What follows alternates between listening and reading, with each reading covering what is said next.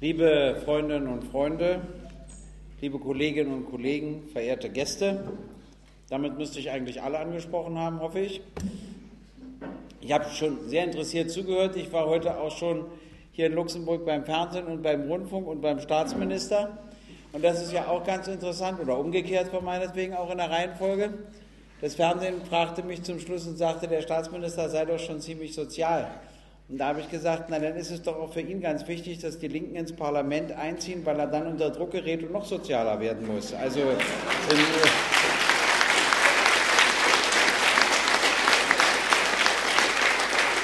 haben es jetzt mit einer der schwersten Finanz- und Wirtschaftskrisen seit 1929 zu tun, und zwar weltweit.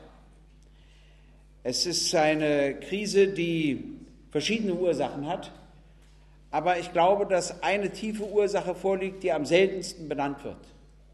Die tiefste Ursache besteht in einer gigantischen Umverteilung von unten nach oben, und zwar sowohl von der dritten zur ersten Welt als auch innerhalb der Gesellschaften. Und diese gigantische Umverteilung hat zu dieser schweren Krise geführt, mit der wir es gegenwärtig zu tun haben.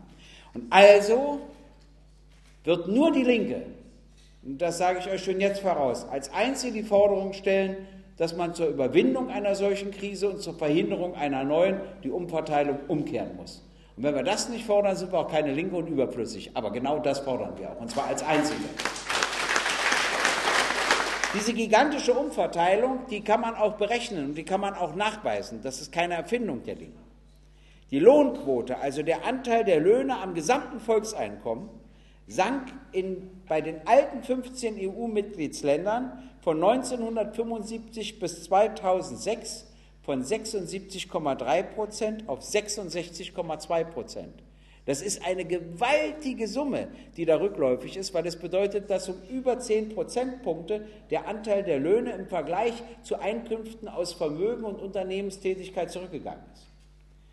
In Deutschland ist es übrigens noch viel dramatischer. In den letzten 5 Jahren ist es so, dass der Anstieg des Einkommens zu über 70% bei den Einkommen aus Unternehmenstätigkeit und Vermögen liegt. Hat es übrigens früher in der Bundesrepublik Deutschland nie gegeben. Das ist erst in den letzten Jahren ist eine solche Entwicklung eingetreten, mit allen Folgen, die das hat. Es gibt eine andere Zahl, das klingt ein bisschen theoretisch, ist aber trotzdem ganz spannend. Während sich 1980 das weltweite Sozialprodukt und die liquiden Finanzressourcen noch weitgehend deckten, übertrafen dann die Finanzmittel das Sozialprodukt um das Vierfache. 50 Billionen Dollar Weltsozialprodukt, aber 200 Billionen Dollar Finanztitel. Und dann ist die Frage, was steckt denn hinter den Finanztiteln, wenn dahinter auf jeden Fall kein Sozialprodukt mehr stecken kann? Mit meinem bescheidenen Wissen habe ich aber immerhin vor 2 Jahren auf Folgendes hingewiesen, dass ich gesagt habe, also ich stelle jedes Jahr fest, dass die Wirtschaft so wächst um 2 bis 3% und dass die Banken immer Profite ausschütten um die 25%. Und das Einzige, was mich interessiert, ist, woher kommen eigentlich die restlichen 22 bis 23%? Also aus der Wirtschaft nicht. Denn kann es sich doch bloß um eine riesen Seifenblase handeln, die eines Tages platzt. Und nun ist sie geplatzt. Und keiner von den anderen Parteien wollte das wahrhaben. Man wurde behandelt wie jemand, der aus dem 19. Jahrhundert übrig geblieben ist, weil man immer zu den alten Instrumenten zurückgreifen wolle und so ein soziales Zeug dahin quatsche. Und der Zeitgeist, das sage ich euch, der hat auch Einfluss auf das eigene Reden. Ich stand im Bundestag vor ein paar Jahren und habe die Begriffe soziale Gerechtigkeit noch verwandt. Aber ich gebe zu, und das ist eine Art Geständnis, ich hatte eine Verzögerungssekunde. Weil immer, wenn ich die beiden Worte sagte, ging durch die Union so ein Stöhnen. Also da ist einer übrig geblieben, der hat es immer noch nicht verstanden. Man will ja auch nicht der letzte Doofe auf der Erde sein. Aber so wurde ich behandelt. Ich habe die Engelin Käfer im Fernsehen gesehen mit ihren Thesen, wo sie von allen anderen behandelt wurde, als ob sie aus dem 19. Jahrhundert übrig geblieben sind. Aber ich würde bei den ganzen arroganten Kerlen und wenigen Damen, aber bei den vielen Kerlen mir wünschen, dass sie sich jetzt mal einmal hinstellen, einmal, und sagen, leider hatten die anderen Recht und wir hatten Unrecht. Aber die Kraft haben sie bis heute nicht. Aber es würde überfällig werden, dass sie das einmal sagen. In unserem Artikel 14 Grundgesetz steht drin, dass das Eigentum zugleich dem Allgemeinwohl dienen soll. Stellen Sie sich mal vor, Sie haben 1 Milliarde Da können Sie gar nicht schlafen, weil Sie sich Tag und Nacht Gedanken machen müssen, wie Sie die so einsetzen, dass sie auch dem Allgemeinwohl dient. Und da kommt die Linke solidarisch mit den Milliardären, hilft ihnen und sagt, wir nehmen euch einen Teil über die Vermögensteuer gleich weg und geben es dem Allgemeinwohl und ihr könnt ruhiger schlafen, was ich sehr angemessen finde. Und in Anbetracht...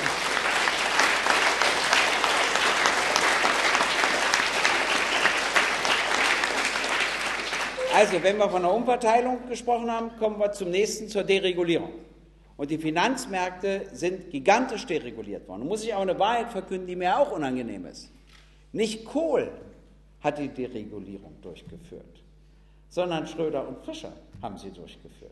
Und zwar in einem gigantischen Ausmaß. In Deutschland, ich weiß nicht, aber ich glaube in Luxemburg auch, aber in Deutschland gibt es ja eine Bankenaufsicht. Soll ein kleiner Scherz mal erlaubt sein. Also, das macht der Staatsminister selbst. Wie dem auch sei. Also ich will nur sagen, in Deutschland gibt es eine Bankenaufsicht. Und nun machst du doch aber auch krumme Geschäfte. Und dann stehst du als Bank vor der Frage, ja, wie mache ich denn krumme Geschäfte, wenn ich eine Bankenaufsicht habe, die das möglicherweise feststellt? Und dann kommst du auf die Idee, eine Zweckgesellschaft zu gründen. Und sagst, die kann ja die krummen Geschäfte machen. Und die untersteht nicht der Bankenaufsicht, denn es ist ja keine Bank, sondern eine Zweckgesellschaft.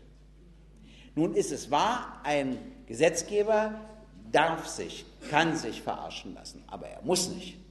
Es steht nirgendwo geschrieben, dass das seine Pflicht ist. Das heißt, der Bundestag hätte zwei Wege gehabt. Er hätte entweder gesagt, wir verbieten Zweckgesellschaften, oder er hätte gesagt, wir unterstellen sie ebenfalls der Bankenaufsicht. Ganz einfach. Aber er hat beides abgelehnt. Und übrigens, weil es jetzt immer die Hypo Real Estate geht, 2007 hat die Bankenaufsicht an Minister Steinbrück geschrieben, dass sie die nicht kontrollieren dürfen und das für eine schwerwiegende Mangel halten und ihn bitten, das zu ändern. Nichts hat er geändert.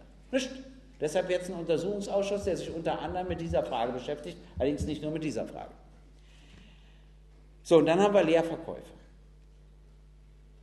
Ich meine, Sie in Luxemburg müssten das ja besser wissen als ich.